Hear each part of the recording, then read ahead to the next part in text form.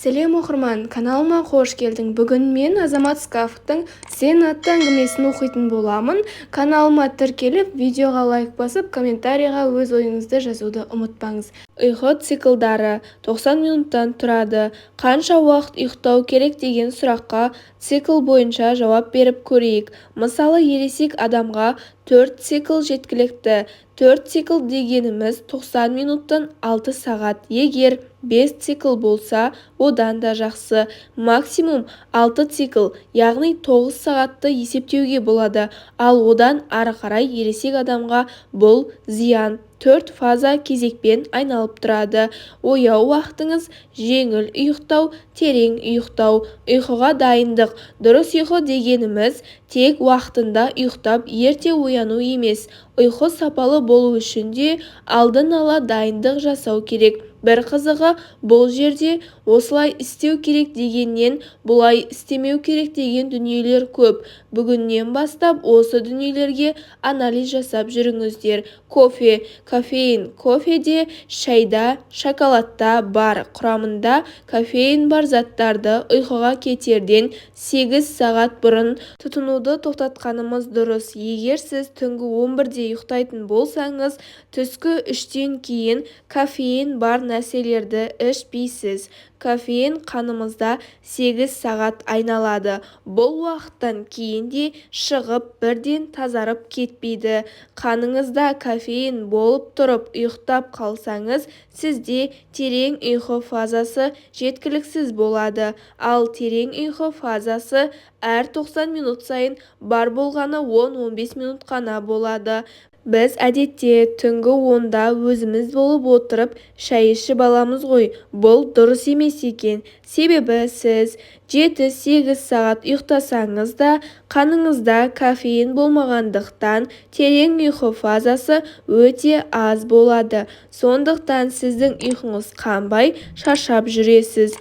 Егер бірден кофе, шай ішуді қойып кету қиын болса, ақырын азайтыңыздар. Қатты ішкіңіз келіп жатса, сізде түскі 3-ке дейін уақыт бар. Тамақ. Ұйқы барысында мелатонин өзінің жұмысын толық атқара алу үшін біздің ағзамыз бос болуы керек. Бізде приоритетте бірінші кезекте асқазан. Асқазанда тамақ болса, мелатонин бірінші кезекте ағзаны емдеуге емес, асқазандағы тамақты қорытуға жұмыс істейді. Сондықтан да түнде энергиямыздың барлығы тамақты қорытуға кетпеу үшін асқазанды бос ұстауымыз керек. Кешкі асты ең кеш дегенде 7-де тоқтату керек. Асқазандағы ас 2 сағаттан кейін ішекке кетеді. Сонда шамамен 9-да ас ішекке түседі де, сол кездегі бактериялармен бірге өздігінен қорытылып кетеді.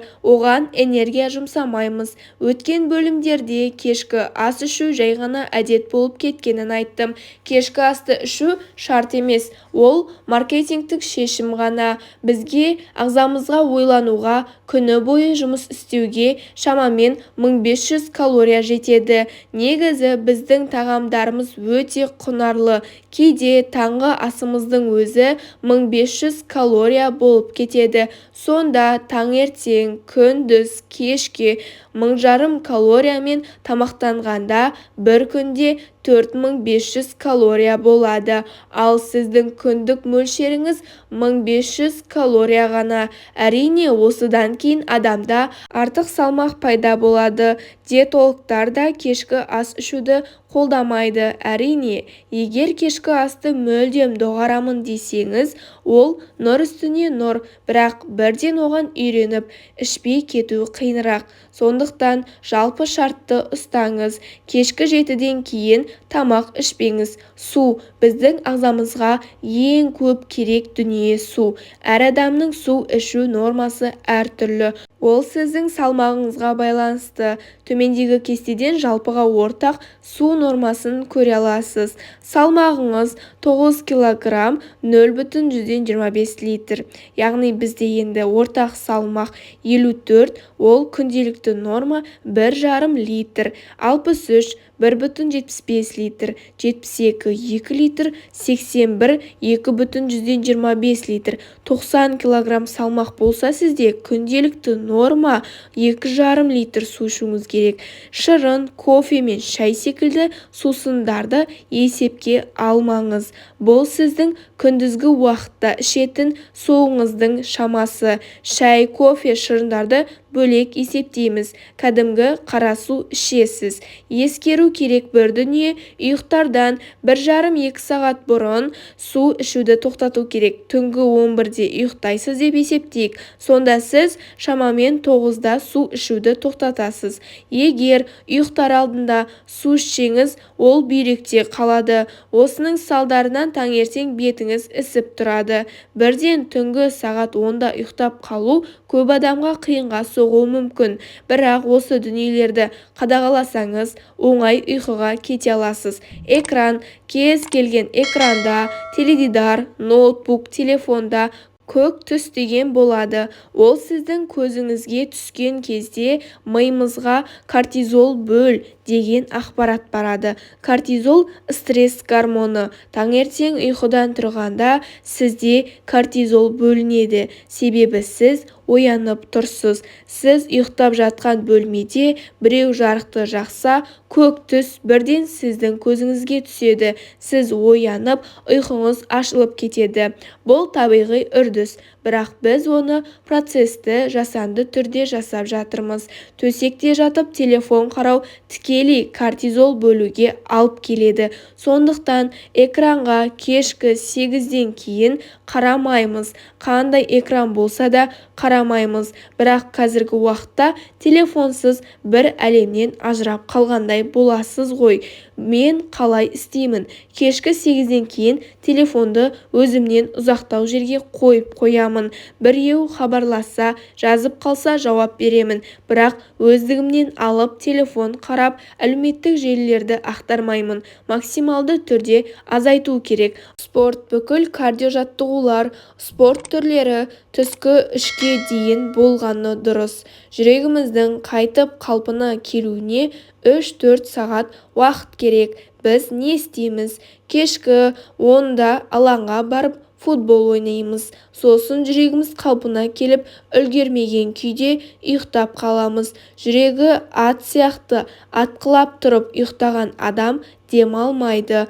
Бұл кезде де терең ұйқы фазасы жеткіліксіз болады. Сәйкесінше, көп ұйықтасаңыз шаршап, ұйқыңыз қанбай оянасыз. Мүмкін болса барлық спорт түрлерімен күндізгі 3-ке дейін айналысу керек. Әдет түнгі 10-11-де ұйықтап қалу шынымен де оңай емес. Себебі оған ағзамыз үйренбеген, әдет қалыптаспаған. Белгілі бір уақытта ұйқыға жату да әдет. Тура ұйықтар алдында жасайтын 2-3 әдетіңіз болсын. Мысалы, біреулерде намаз оқу, тісін жуу болуы мүмкін. Ол осыларды істеп болған соң ұйықтап қалады. Дәл осы әдеттерді шамамен 10-14 күн жасайтын болсаңыз, сіздің миыңыз бұл әдеттерді ұйқымен байланысты деп қабылдап алады. Келесі жолы тісіңізді тазалай бастағанда кәдімгідей ұйқыңыз келіп есіней бастайсыз. Себебі миыңызға бұл тісін жуып жатыр, демек қазір ұйықтаймыз деген ақпарат барды. Миды ұйқыға дайындық басталады. Дәл қазір өзіңізге осы әдеттерді анықтап қойыңыз. Менің ұйықтар алдындағы әдеттерім. Киелі мекеннің маңыздылығы. Жатын бөлме, ұйқыға арналған киелі мекен. Киелі мекен деген кезде есіңізге не түседі? Мысалы, Қожа Ахмет Яссауидің кесенесі немесе мешіт, қағба, киелі орынға барып сіз ойын ойнайсыз ба? Киелі орында кола ішіп отырып пісте шағасыз ба? Әрине жоқ. Тура осылай сіздің жатын бөлмеңізде артық еш нәрсе істелмеу керек. Сізді күнде таңғы 3:37-де біреу бетіңізге шапалақпен ұрып оятады дейік. 7-ші күні сіз автоматты түрде өзіңіз оянып кетесіз. Осы секілді миыңызға жатын бөлмені бұл бөлмеде тек қана ұйықтаймын деп үйретіп тастау керек. Жатын бөлмеде кино көрмеңіз, әңгіме айтпаңыз, тіпті кітапта оқымаңыз. тек қана ұйықтайсыз. Сонда сіз жатын бөлмеге кіргенде миыңыз ұйықтауға дайындала бастайды. Осы нәрсеге өзіңізді үйретіп алуыңыз керек. Бөлмедегі температура ұйықтайтын кезде жатын бөлме салқын болғаны дұрыс. Ең әдемі температура 18-22 градус. Логикасы өте қарапайым. Сіздің денеңіз өзін жылыта алады, бірақ өзін салқындата алмайды. Гүл. Жатын бөлмеңізге гүл болуы керек. Адам бір түнде 500 квадрат метр ауа жұтады. Сіз бөлмеңіздің есігі мен терезесі жабық күйде ұйықтасаңыз, шамамен 3 сағатта бөлмеңізде кислород бітеді. Біз оттегіні жұтамыз, көмірқышқыл газын шығарамыз. Ал өсімдіктерде ол керісінше жүреді. Олар көмірқышқыл газын жұтады, оттегіні шығарады. Демек, ауаны тазалауға бөлме гүлдері көмектеседі. Биологияны жақсы оқығандар біледі. Гүлдер күндіз жұмыс істейді, түнде жұмыс істемейді. Дегенмен түнде жұмыс істейтін гүлдерді табу да қиын емес. Сонымен қатар есікті тарс жаппай, кішкене ашық қалдыруға тырысыңыз. Қараңғылық. Бөлменің қараңғы болуы өте маңызды. Түнде қолыңызды созып қараған кезде қолыңызды көре алмауыңыз керек. Себебі біздің миымыз қауіпсіз жерде ғана демалысқа кетеді. Сіз ұйықтап жатқанда ми бәрін бақылауда ұстап тұрады. Бір нәрсе тарс ете қалса, оянып кетесіз. Себебі ми дабыл қағады. Егер бөлме тарс қараңғы болса, ми өзін қауіпсіз сезінеді де ұйқыға кетеді. Сондықтан терезедегі пердені де өте қалың қылып өзгертіңіз. Бөлменің тас қараңғы болуы өте маңызды. Бөлмеде достар болмасын. Телефон, планшет, ноутбук секілді дүниелер сіз ұйықтайтын бөлмеде болмағаны дұрыс. Себебі оны дауысы сізді мазалайды. Тіпті дауысын өшірген күннің өзінде вибрация хабарлама келгенде экраны жануы мүмкін. Сіздің миыңыз оның барлығын сезеді. Бөлмеңізде теледидар тұрса, оның төменгі жағындағы жанып тұрған қызыл нүктесінің өзі сізге дұрыс ұйықтауға кедергі келтіреді. Ағза өзін-өзі емдеп алады. Негізі сіз ауырмауыңыз керек. Кешке қарай энергияңыз бітіп, шаршап қалмауыңыз керек. Оның барлығын реттеп отыруға ағзаның күші жетеді. Ең бастысы, сіз ағзаның жұмысына кедергі келтірмеңіз. Ал жоғарыда айтылғандардың бәрі біздің қолдан жасап жатқан кедергілеріміз. Дұрыс тамақтанбау, дұрыс су ішпеу, спортпен айналыспау, дұрыс ұйықтамау, тағысын тағы. Аристотель: таң сәріде оянған дұрыс, себебі бұл әдет мықты денсаулыққа, байлық пен даналыққа жетелейді. Таң берекесі. Таңда қандай мәселелерді ескеру керек? Біріншіден, тұрақтылық. Бір уақытта ояну керек. Мейлі ол жексенбі болсын, мейлі демалыс болсын. Бір уақытта ояну арқылы сіз өзіңізге, ағзаңызға көмектесесіз. Қатты ұйқыңыз келіп бара жатса, түсте ұйықтап алыңыз. Тіпті жексенбі күні ұйқыңызды қандырып демалғыңыз келсе де, таңғы 6-да тұрыңыз. Ояну уақытыңызды өзгертпеңіз. Оянып өзіңіздің таңғы ритуалдарыңызды жасап болғаннан кейін қайтадан 8-9-да ұйықтап алуға болады. Біздің ағзамызда биоритм деген бар. Егер ол күнделікті бір уақытта жұмыс істесе, ағзаға өте жақсы ыңғайлы. Ал күнде әртүрлі уақытта оянатын болсаңыз, бұл ағзаға үлкен стресс. Не болып жатыр өзі? Негізі қай уақытта оянуымыз керек деп түсінбей жүреді. Себебі ағза тұрақтылықты жақсы көреді. Сондықтан да тұрақтылыққа мән беріңіз. Режиміңізді бұзбаңыз. Егер бүгін мен 6-да тұрдым, енді ұйқым қанбайтын болды десеңіз, шынымен де сіздің ұйқыңыз қанбайды. Себебі сіз миыңызға сондай тапсырма беріп қойдыңыз. Миыңызды неге үйретсеңіз, не айтсаңыз сол болады. Жарық. Көзімізге жарық түскен кезде миымызда кортизол гормоны бөлінеді. Ол сізді оятады. Таңертең бұл гормон сізге қатты керек болады. Егер де сіздің ұйқыңыз келіп жатса, 5-10 минут жарықты қосып отырыңыз. Ұйқыңыз ашылады. Мен де күнде ұйқым қанып қуанып оянбаймын. Күн сайын позитивпен ояну мүмкін емес. Сондай кездері кортизол гормоны бөлінетін әрекеттер істеймін. Егер күн жарық болса, перделерді ашып, жарық жерде отырамын. Күн қараңғы болса, жарықты жағып 5-10 минут ұйқым ашылғанша күтемін. Не болмаса, қолыма телефонды алып чаттарды тексере бастаймын. Сонда автоматты түрде ұйқым ашылады. Су. Адам ағзасы күніне 1-1,5 литр су жұмсайды. Таңертең сізге ең бірінші керек нәрсе кәдімгі қара су. Мүмкін болса, ояна сала 400 мл су ішіңіз. Ол ауырлау болса, 1 стакан су ішіңіз. Таза, бөлме температурасындағы су болуы керек. Су ішпестен бұрын аузыңызды шайып алғаныңыз дұрыс. Түнмен ауыз қуысына жиналған токсиндерден тазартып алыңыз. Спорт таңғы жаттығу жасау өте маңызды. Өйткені түні бойы қимыл жоқ. Қан айналымыңыз төмен, жүрек қағысы 38-40-қа түсіп кетеді. Ал таңғы жаттығу осы дүниелерді реттеуге, ағзаңызды оятуға, буындарыңызды қыздыруға көмектеседі. Күндізгі әрекетке, қимыл қозғалысқа дайындайды. Қатты қиындатып алмаңыз. Ол әдемі жерде арнайы киіммен ұзақ уақыт жасалуы маңызды емес. Залда түнгі киіміңізбен бар болғаны 5 минут жасасаңыз да жеткілікті. Мектепте жасайтын базалық жаттығуларды еске түсіріңіз. Оқу. Таңертең тынық миға білімде ақпарат жақсы қонады. Бірнеше тілде оқысаңыз тіпті керемет болады. Ауыр кітаптарды таңдамаңыз. Таңертеңгі кітап өзіңізге ұнайтын, қызық, жеңіл, мотивациялық кітаптар болса болады. Жазу. Таңертең міндетті түрде жазу керек дүниелер бар. Біріншісі күнделік, кешегі күніңізде не болғанын жазып шығасыз. Екіншісі шүкіршілік дәптері. Шүкіршілікті айта салу оңай, бірақ жазған кезде оны сезінесіз, өн бойыңыздан өткізесіз. Сіз шүкір еткен сайын Алла тағала нығметіңізді арттыра береді. Таңертең жазылатын үшінші дүние жоспар.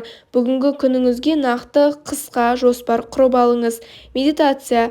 Намаз оқитын болсаңыз, намазды да медитация деп есептеуге болады.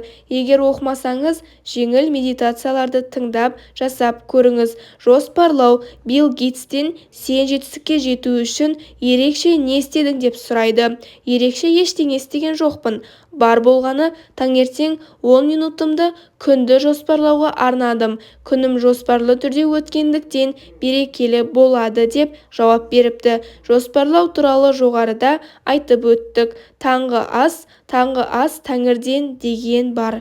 Ешқашан таңғы асты тастамаңыз. Сонымен қатар таңғы ас визуалы жағынан әдемі болғаны дұрыс.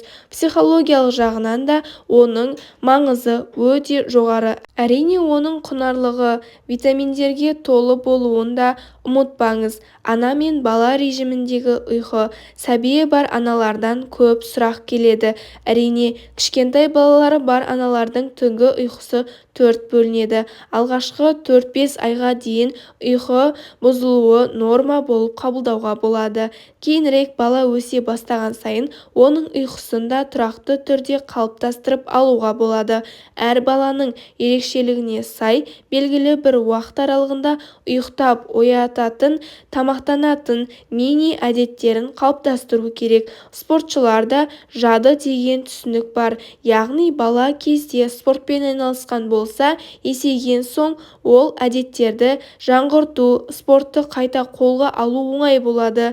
Жадының арқасында нәтиже де тез көріне бастайды. Сол секілді балаларды кішкентай кезінен тұрақтылыққа үйрету, ұйқысын реттеу, олардың болашағы үшін де пайдалы. Бала көтергенге дейін әйел адамның өзінде күндік режимнің жүйесі болса, босанғаннан кейін де ол жүйеге тез түсудің мүмкіндігі жоғары болады. Марафоншы қыздар іштегі баласы 8 айлық болғанша жүгіріп жаттығуларын жалғастыра береді.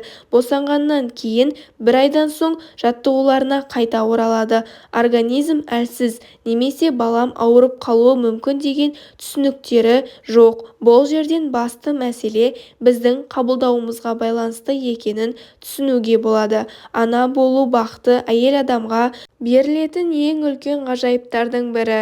Адамнан адам туылуы оңай емес. Дегенмен ұлтымыздың түсінігінде, асыл дінімізде аяғы ауыр және емізулі әйелдерге деген құрмет өте жоғары. Осындай периодтардағы режимнің уақытша бұзылуын қабылдау керек. Дегенмен мүмкіндігінше ертерек ұйқы режимін, күндік режимді қалыптастырып алуға тырысыңыз. Бәрі бірден бола салмайды. Әсіресе кішкентай баламен бұл оңай емес. Бірақ бала үшін де, ана үшін де ұйқы мен режимді реттеудің пайдасы зор. Өзіңізге уақыт жетпейтін болса, Асқар мырза ұйқысын реттеу үшін мен өткізіп жүрген марафонға тіркелді. Ол видеограф тұрақты жұмысы болды, бірақ режимі дұрыс емес. Бүгінгі айтылған жаңа әдеттер жайлы өзіңіз ой түйген болсаңыз, комментарийға бөлісе кетіңіз. Келесі видеода бізде өзіңізге уақыт жетпейтін болса атты тақырыпта түсірілетін болады. Кітапта не айтылған, соны айтатын боламыз. Ендеше қызық болса, келесі видеоға өтіңіз. Осымен біздің бүгінгі видеомыз өзінің аяғына жетті. Соңына дейін қараған болсаңыз, сізге рахметімді айтамын. Және де бүгінгі видеодан өзіңіз қандай ой түйдіңіз, соны комментарийға жаза кетіңіз. Және де алдағы уақытта қандай кітаптың аудио нұсқасын қалайсыз, соны да жаза кетіңіз. Ендеше менің каналымды жоғалтып алмас үшін міндетті түрде тіркеліп, видеома лайк басып, өз ойыңызды комментарийға жаза кетіңіз. Ендеше сау болыңыздар.